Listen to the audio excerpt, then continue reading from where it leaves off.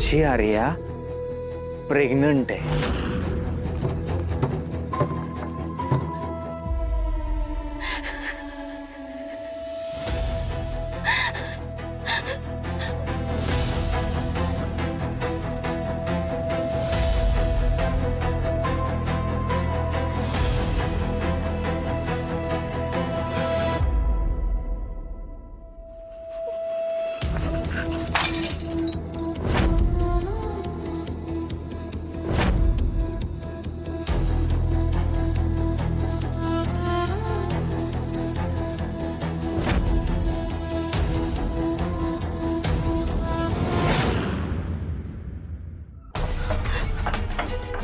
लालेजी, काय हो, रागवलाय का तुम्ही माझ्यावर? नाही म्हणजे बाहेर आलो, पाणी बी दिलं नाही मला. काय झालंय? हा, ते मी उशिरा आलो म्हणून जरा चिडलेला दिसताय माझ्यावर. अहो कामच इतकीच काही लक्षातच राहत नाही कधी कधी. ते जामकर साहेबाचा एक वेगळा त्रास.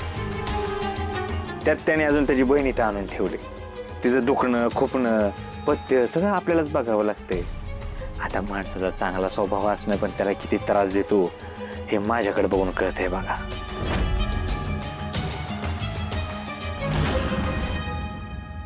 काय झालं लालीची? चिडलाय का माझ्यावर तुम्ही?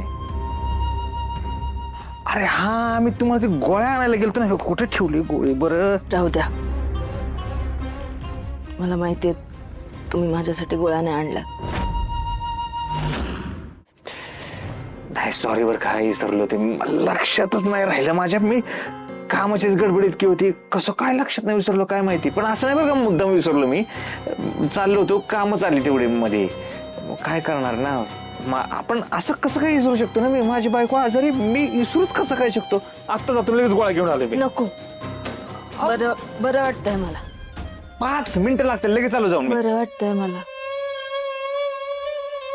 लालीजी, एक्स्ट्रीमली सॉरी बरं का.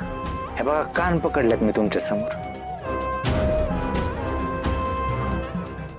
आता गेलाय ताप.